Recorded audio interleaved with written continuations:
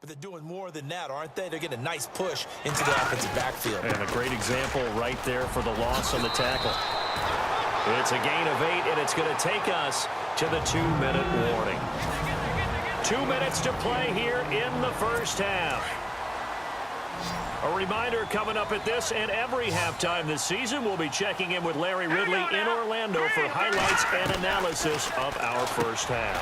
LR, that's my man. That's your guy. And he will have first down yardage as he's brought down at the 41. At 5 yards on the play there as the drive will continue. On 1st and 10, it's Kessler. And a catch made by Kenny Britt. And he'll be taken down, but not before he gets into enemy territory. That's good for a Cleveland first down, an 11-yard pickup. Kessler now on first down. And no escaping this time as he'll go down. They got him for a sack. Bud Dupree in there to get him his 2nd sack now of the afternoon. On 2nd down, here's Kessler. Gets it to Gordon. And he'll be brought down just shy of midfield at the 49-yard line.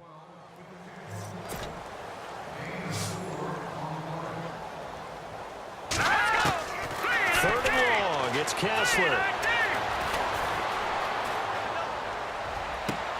Toward the sideline, did he keep the feet in? Yes, he got them both down, says the side judge. And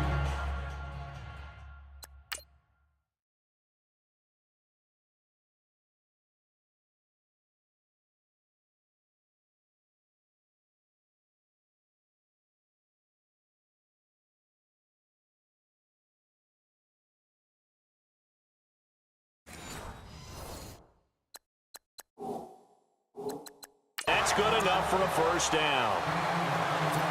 Offense walks to the line for play number 7 of the drive. Here we go now. Blue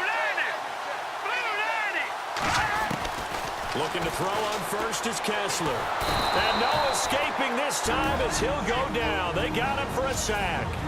And before this 2nd down play, we'll get a whistle, a signal, and a timeout, as they get the stoppage with a little over 50 seconds to go in the first half. On 2nd down, here's Kessler. And he's going to go down again. Now the Browns signal for the 2nd of their timeouts, as the clock shows 50 seconds to play here in half number 1. They stare up now at a 3rd and long. Kessler and company needing something big after the sack. From the gun, it's Kessler. Oh, he got position on him, and he pulls it in. It'll be a gain of 8, but it also lead to a 4th down. One hallmark of good defenses.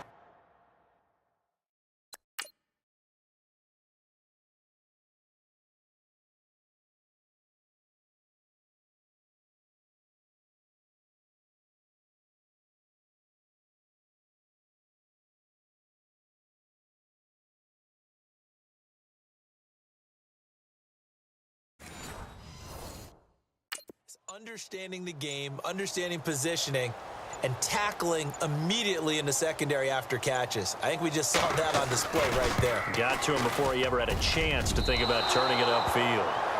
A scoring update from the southern edge of Ohio down in Cincinnati. And it's the Ravens that have moved out to an early advantage. Jeremy Maclin, 95 yards receiving in that one. So 2 missed field goals for him now, and that's helped keep them with a big 0 on the scoreboard. Well, it's not the only reason they have a 0. The offense has been bogged down a few times now, but it's certainly not helping the cause any at all. Now he'll let it go deep right side. And this one is incomplete. So we've reached halftime here on opening weekend. All right, we will save the Week 1 highlights and apparently get right back to the action here in the 3rd. This will be fielded at the 8. Oh, he's got some breathing room. Antonio Brown, kiss him goodbye. And into the end zone. Touchdown, Pittsburgh. Antonio Brown, 92 yards. And this Steelers offense is running away with this one. And talk about taking words and bringing them to life. At halftime, I will guarantee you in their locker room, they talked about pressing the kicking game because you can get an advantage if you do it right, and they just did.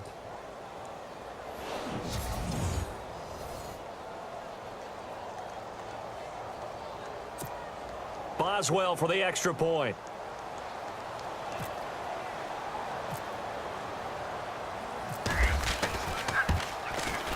And he's been a busy man, 5 for 5 now as he knocks another one through to extend the lead. So he fielded the kick at the 8 and never looked back. A great return all the way to the end zone. 92 yards all told.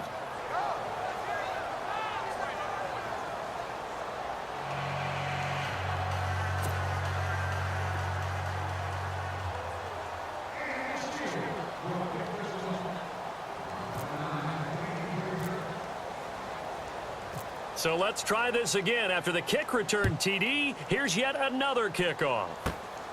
This will be fielded at the 8. And nice work on the return as they'll start their drive just past the 30-yard line. Here's the Browns now. They get set for their first possession of the third quarter. They come out here with a 0 on the scoreboard. What was said in that locker room? That's what I want to know. I would love to have been in there because we often have the feeling that there's a lot of shouting, screaming, people upset. But typically, halftime locker rooms are a lot more clinical than that.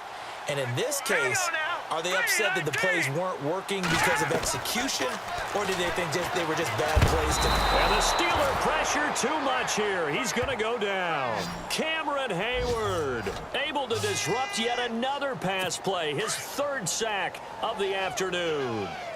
The amount of sacks that they've absorbed in this game is absolutely extraordinary. Let's just face it. This offensive line, flat out, cannot handle this pass rush. It's been demonstrated time and time again. And a quick throw here, that's complete. And they'll bring him down at the 27-yard line. That catch good for 5. It's third down.